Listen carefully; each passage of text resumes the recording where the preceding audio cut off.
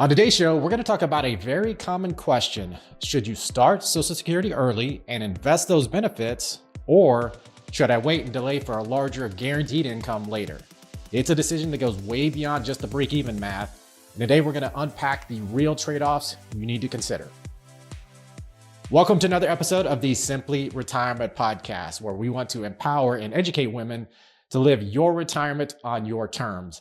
I'm your host, Eric Blake, practicing retirement planner with over 25 years of experience, founder of Blake Wealth Management, and I would not be the man I am today without the women in my life. So when individuals and couples start thinking about their Social Security decision, it often comes down to a math equation or a guessing game. The problem is that most break-even calculators don't give you the full story. We're going to share why that is, and more importantly, some of the other factors you need to think about, especially if you're thinking about starting your benefits early, so that you can invest those benefits for the future. Joining me once again is Wendy McConnell. Wendy, how are you? I'm good. How are you? I am doing well. Good. Got a little cooler weather here, so it's nice not to be at 105. So that's not feeling like 95. Yeah, that's like, super cool for you guys, right? Well, we've only had, I think, like 4 days though, over 100 days for the summer. So that was much lower than expected. Well, enjoy it. Yes. Yeah. Well, it's next week. I think we're getting some 80s and 90s. So whoa, it's cool. It'll be we got a little cold front coming through. Yeah, for sure. All right. So I got a question. So what would you consider the biggest question to answer when it comes to making a decision on when to start Social Security? Well, I guess it would be, if I start taking it early, does that make up for the benefits that I'm giving up that increase every year that I wait? Does it break even? Great question. The real answer is life expectancy. If we knew when you're going to die, we would know the answer to all these questions. Well, we don't know that. That is right. But that is still the biggest question. Right. Okay. So before I forget, make sure for all the links and resources for this episode, visit the simplyretirementpodcast.com. And if you have a question like this that you're trying to figure out when it comes to Social Security or any other retirement planning topics, don't forget to visit the simplyretirementpodcast.com/ask Eric. Got the slash in better that time. All right, so let's talk about the problem with break-even analysis. So when you go online, you search, Social Security break-even calculator, and you find whichever one happens to pop up first or fifth, or whichever one you happen to choose to go with. One of the things that happens is that these calculators, number one, they're only looking at break-even and saying, okay, if I start, and this just a quick definition of what that is. When they do the break-even, it's at what point, at what age do I need to reach before the benefits I would receive by delaying surpass the benefits I would receive by starting early. Right. And that's it. There's nothing else that it's going to look at. Now, one of the tricks that I always point out is saying, if you're going to use one of those calculators, the first thing you want to look at is it including any inflation factor, cost of living increases? Because even just a simple 2% assumption and assume 2% inflation rate actually does change those break-even ages. Okay. By maybe even a year or two, which is not, again, maybe it doesn't seem significant, but it can be when you're trying to make the right decision, right? So just want to walk through an example of some of the things you want to think about and where these break-even ages typically fall, because quite honestly, they usually fall within a range, somewhere between maybe 77 to 82, regardless of what the circumstances are. But just for an example, let's say we've got an individual born after 1960 or 1960 or later, so that means their full retirement age is 67. Mm-hmm. And we're just going to say, just for easy math, their full retirement age benefits about $3,000 a month. Okay. So we start looking at what their potential options are. So at age 62, that means they'd be able to receive about $2,100 a month. At 65, about $2,500 a month. But if then they delayed as long as reasonably possible, or as long as they can, to age 70, then it's about $3,700 a month. Okay. So that's a pretty wide range, especially between 62 and 70. That's about $1,600 a month. Right. But the issue is, of course, and what most people's argument is, well, the earlier I start the income, the more income I'm going to have early on, which is true. But that's where, again, life expectancy comes into play. So as an example, if you said, okay, if I start at 62 instead of waiting till 70, my break-even age is going to be somewhere around age 80. Okay. Right? So again, I have to live past 80 for the age 70 benefit to make sense. Okay. Which again, we don't know. But then we say, Fingers okay, what crossed. about, exactly. Well, and we're going to talk about, and that's a big factor. And again, I think one of the things that people do is they make some false assumptions around even life expectancy. And I want to give some additional content around that here just a bit as well. But going back to just some of our break-even numbers. So let's say you start at 65 with $2,500 a month, again, versus the $3,700 at age 70. Break-even's around 81. And then the one that most people might also think about, is between 62 and 70. It actually is still in that early 80 time, so around 82 or so. Okay. Right. So again, you're basically getting 8 years of additional income. So even if it's a smaller amount, it's 8 years of income that you're going to receive. So you are thinking, okay, life expectancy does need to play a factor into this equation. But again, the real question again that is Jeff, we're just looking at the math, and that was all we had to consider. Then that potentially makes it a little bit easier. Now just say, yeah, well, what's my life? What does my family history look like? Some of these other factors that you'd want to take into consideration. But again, that's where these break-even calculators, to some degree, fall short. Okay. So we have to make, again, that's one, I call it the first variable you do want to think about when we're making the Social Security decision. Now, back to the original question of the episode, okay, what if I start early and invest those? Number one, there's very few break-even calculators out there that will actually show you what that would look like. And quite honestly, you probably are better off to sit down with a financial advisor, somebody that has those tools in order to help you. So again, if I said, well, if I start at 62 versus 70, and the break-even age just as is, just doing the basic math, is about age 82. What if I invested that $2,100 a month into a Roth IRA, a brokerage account, or whatever, and that money grows? That changes the math pretty significantly, right? And so that's when we start talking about, well, what if I were to do that? If I were to make that decision, what are the considerations I need to have on how would I invest those proceeds? Now, one of the things, of course, if you're not familiar with investing, you haven't really done it a lot, what you don't want to do is say, okay, well, I'm going to take that money, I'm going to stick it in a CD or savings account, right? Because you might get, even though we've got higher rates now, putting it into something that may be earning 3%, 4% today sounds pretty good. But again, what you're forgetting about is the 8% guaranteed increase you're going to get just from Social Security just by waiting to start your benefits, right? That's a big hurdle to jump. But you're also getting the money. You are. But again, that's the great point that always get brought up though. But think about, if I could tell you that if just by doing nothing, just by not filing, your $2,100 in 8 years is going to be $3,700. Okay. That's a pretty significant jump, right? So saying that, well, yes, I could put that money into a savings account or CD, but again, you're losing that 8% increase over the next 8 years if you're not keeping up with it. Right. Right. So you'd want to decide, okay, do I want to invest that money into a more of a diversified portfolio? In which case you could say, well, yes, if I get a reasonable rate of return, I can come out ahead. I can come out better off in the future by doing that. But actually then the question is, okay, what is your risk tolerance? And that's really what the part of this variable comes down to, is what is my risk tolerance? Am I a conservative investor? Am I a more aggressive investor? And knowing that you're also, the more aggressive you are, the more market risk you're taking on in order to make this decision as well. Right. Right. Yep. So again, if you are more conservative, in most cases, you're probably going to come out better off saying, okay, I get that guaranteed 8% increase over time. Right. Through the delayed credits of just saying, I'm just going to delay my Social Security benefit. All right. Now, here's one I want to bring up. This is actually a scenario that we went through with a client not too long ago, where if it's a couple and you've got, obviously in most cases, you're going to have a higher earner and lower earner. One of the things you can think about, and this gets back to, again, my focus on making sure women come out in good shape in the end when it is all said and done, because of that survivor benefit, is you say, well, I've got a higher earner and I've got a lower earner.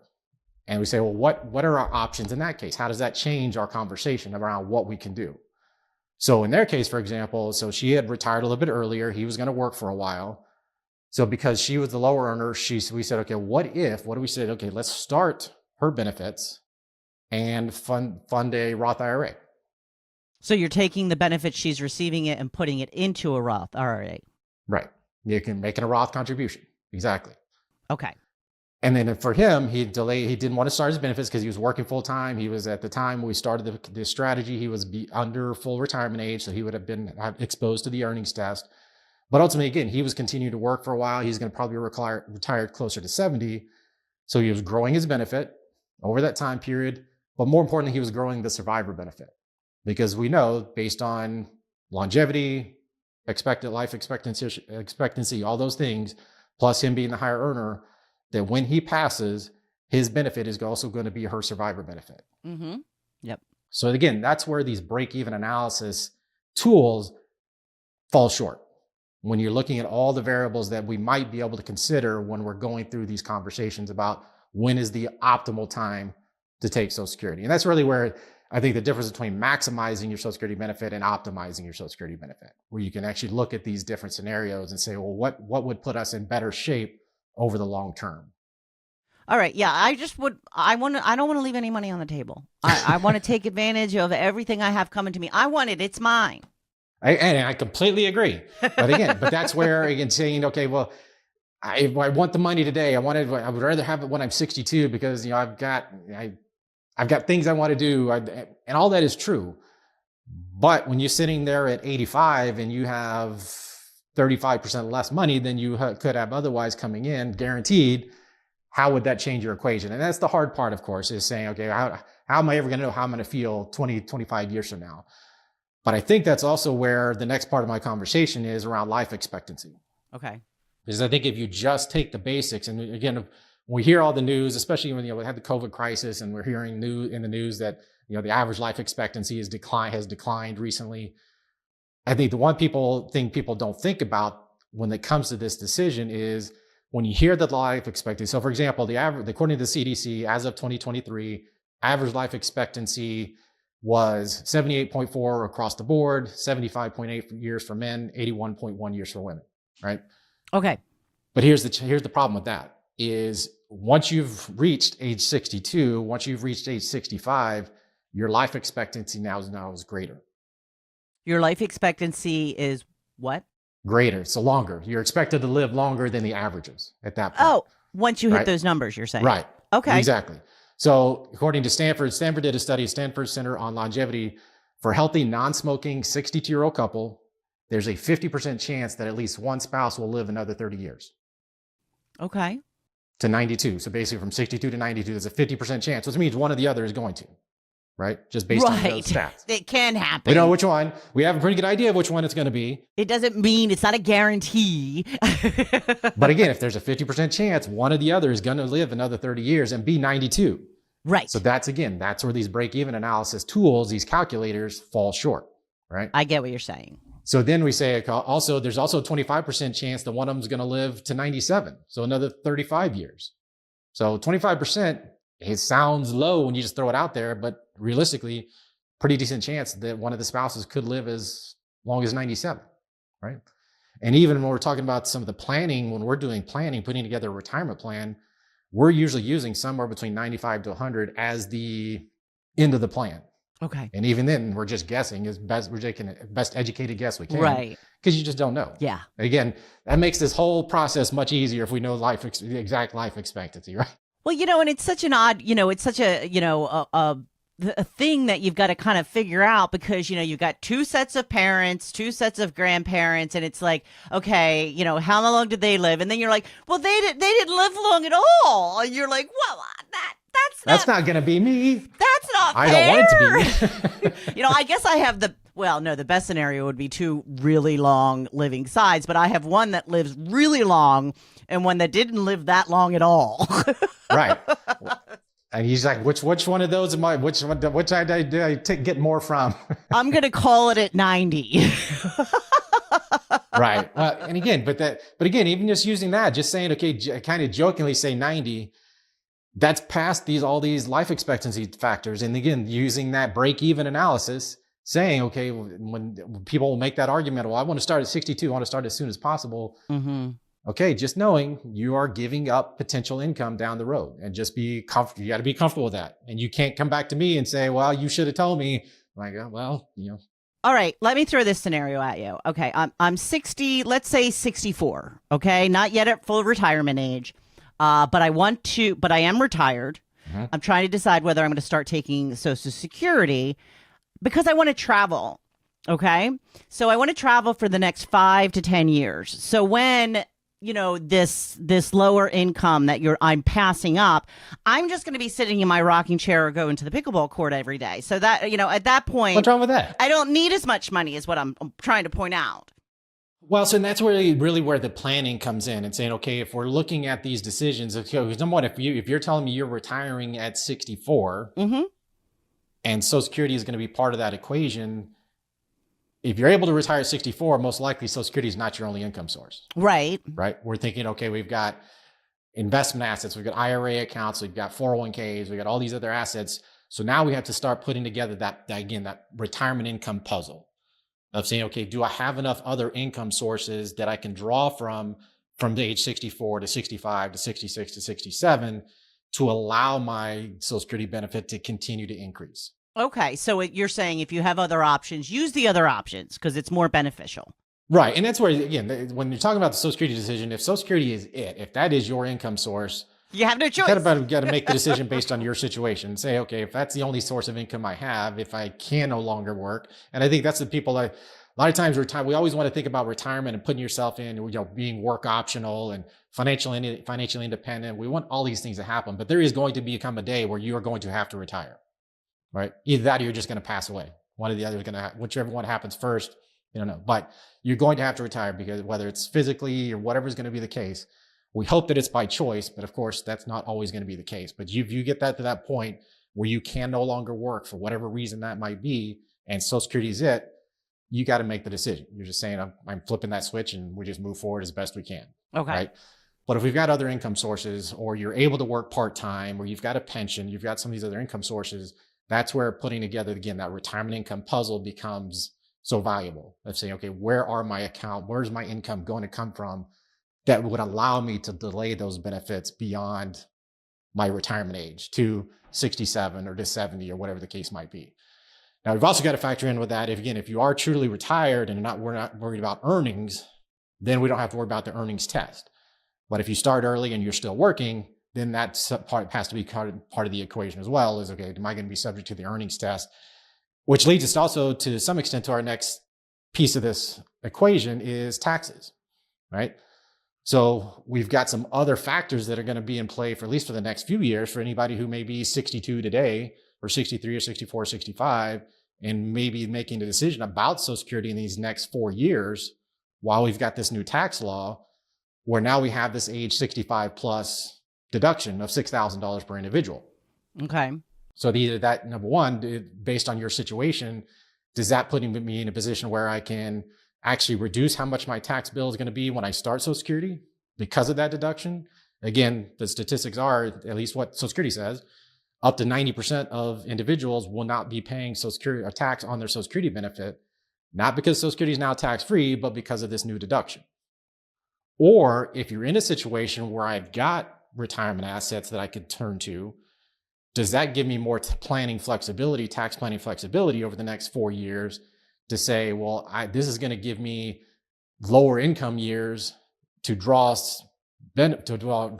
income from my portfolio, pay less tax on that, while also allowing my Social Security benefit to continue to grow. Okay. So that's where we've got some additional variables we've got to think about right now. And that is, again, what are the tax implications around what my decision is going to look like? And that's while this benefit is available and it's not available for forever. Right. Well, and again, it's always going to be that decision. If I retire before 65 again, 65 is always the magic age simply because that's Medicare age, right? So if I'm going to retire before that, I'm going to retire in my early 60s, I got to always think about where my income is going to come from, right? Social Security at some point is most likely going to be part of that equation. The rest of it just depends on what my other sources are going to be. Do I have IRA accounts? Do I have 401k accounts to draw from to allow my benefit to continue to grow? And thinking about some of these other tax strategies we've talked about on previous episodes of Roth conversions or accelerating IRA distributions and some of these other strategies that could also come into play, really dependent on your tax situation. That's really where the tax planning piece comes in. Right. All right. Again, then there's also this just the emotional piece of it, which can't be ignored. So when you're talking about the peace of mind of having guaranteed income, versus taking market risk. There's just going to be some people who are risk averse and would rather just say, I'd rather have the guaranteed income, whether it starts at 62 or it starts at 70. I'm not going, even if I started early, I'm not going to make the decision to invest it or put that money at risk. So you got to make sure you're talking about those trade-offs as well. And I think one of the things that happens, and neither answer is wrong, right? There's not necessarily a wrong answer, other than I would say that if you are going to put it into something that's not earning very much, you're probably defeating the purpose. You're losing out on those 8% credits. Right. Like don't miss it on the 8% to make 5%. Exactly. Right. Yeah. So those are some of the key differences or key variables we want to think about as you're making these decisions. Again, the biggest variable is always going to be life expectancy, and you simply don't really know that. We've got to make our best educated decision on some of these other areas. But I think it's a question we get quite a bit about, well, how should I handle that? Should I start early and invest those dollars? Or should I let it just grow and get that 8%, those 8% additional credits so that I get a higher guaranteed income later? Now, will that change at some point? Is that a possibility that the 8% will change to another number? Anything is possible. So I assume you're kind of getting to the liquidity concerns of Social Security and where things are going, or is there something? No, I'm just wondering if it, 10 years from now, is it still going to be an 8% increase?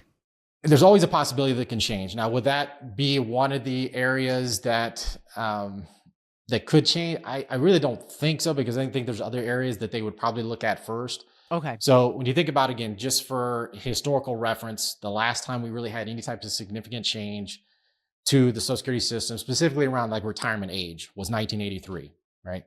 That's when the retirement age was extended to age 67, which it is today. And again, keeping in mind, it took about 40 years to fully implement that. Right. So we went from being 65 to 66, and then 66 and 2 months, and 6 months, 4 months, and so on and so forth, based on your year of birth. Until now, again, if you're born in 1960 or later, it's 67. So when we think about that same scenario that we may be approaching here, and then again, as you said, the next, call it 7 to 10 years, depending on what story you're reading. Are they going to have to do something like that again? Are they going to extend the retirement age from 67 to 70? Mm-hmm. So number one, that's a possible solution. There's also, again, there's a potential of saying, okay, do they change how the cost of living increases are factored in? So I think that would probably be a reasonable solution to say maybe people that are more dependent on Social Security at the lower income levels, they get the full cost of living increase every year, whereas maybe somebody above a certain income level, they don't get a cost of living bump, right? So right now, everybody who's receiving Social Security gets that same increase every year. And that has been for how long? That's been since Social Security was implemented. There's always been that annual cost of living. 8%. No, so that's not the inflation versus the increase, the delayed credits. So the delayed credits, so you just waiting a year increases your benefit by about 8% a year. Oh. But what I'm talking about is the annual cost of living increase. So if you're receiving a benefit, so this year it was 2.5%, everybody across the board gets that 2.5% increase to their benefit. Thank you. I was confused. Right. All right. Exactly. So as you start thinking about what solutions are available to Congress between now and 2033 or 2034, when you think Social Security is going to be run dry. Right. What are some of these other potential solutions that they would look at before changing that particular one? No, I get it now, because I was confused. Okay. But there's a lot, that's a great question, because again, it is something that people are concerned about, is what's Social Security going to look like for me when I get there? And I think there is a pretty good argument that's going to be really dependent on what your age is today, or by the time we get to that time period. Whereas again, it took 40 years to implement the new retirement age to 67. Most likely it's going to be something like that again, to say it's probably going to be people maybe in their 20s today that would be more impacted by extending the retirement age than somebody who's in their 50s or 60s today. So if I am collecting Social Security, the cost of living increases are based on the current economy? Basically. So, and there's all kinds of arguments around. You don't have to go in the weeds. You just. So basically it's about, so whatever the cost of living increase it was for the prior, whatever the inflation factor was, we'll just call it that. There's more that goes into it. But so inflation last year was about 2.5%. Okay. So everybody's benefit got increased. And so for 2024 it was about 2.5%. For 2025, everybody's benefit got increased by 2.5%. Okay. Now, a few years ago, it was actually 8.7 when we went through that big spike in inflation. Yeah. But everybody got it. So is that one of the possible solutions to say, if you're at a higher income level, should you get the same 8.7% increase that the people that are fully dependent on Social Security get? Is that a possible solution to the liquidity issues with Social Security? Gotcha. So there's all kinds of different potential solutions we might look at, but those are some of the things I would think about beyond the 8% annual credit. Now, again, if they extend retirement age to 70, maybe that is something they also look at. Okay. Thank you. Absolutely. Before we close out, anything else in your thoughts, questions, clarifications that you feel like you've got? I think you really helped me out today. I was very confused and now I'm not. So thank you. Well, one of the things I know, again, we talked about investing in retirement. One of the things we're going to share is just a free resource as a follow-up to this episode. We've got a white paper we did called Preparing for Retirement, 7 Essential Strategies for Successful Investing in Retirement. So if you are going that route, whether it's related to your Social Security decision or just, hey, how do I invest better for my retirement goals? This is going to be a great resource. It'll be a free download in the links in the summary of the episode. So make sure we share that. Again, if you're going to invest your proceeds, your Social Security proceeds, or you're just looking at making sure you're fully prepared, this will give you some resources to be prepared. Okay. Well, as always, thank you for tuning in. Thank you again, Wendy, for joining me once again. That is it for today's episode. Again, for all the links and resources mentioned today, you can visit the simplyretirementpodcast.com. Please don't forget to like, follow, and share our show. Until next time, please remember, retirement is not the end of the road. It's the start of a new journey. That's it for today's episode of the Simply Retirement Podcast. We hope you found our insights and advice helpful in planning for a fulfilling retirement. Don't forget to take action on what you've learned today. Visit our website at blakewealthmanagement.com to learn more about our firm and review our Simply Retirement Roadmap process to get you on the right path to the retirement you deserve. And don't forget to click the follow button to be notified when new episodes become available. Thank you for joining us on this journey, and we look forward to helping you achieve your retirement goals. Remember, retirement is not the end of the road. It is the start of a new journey.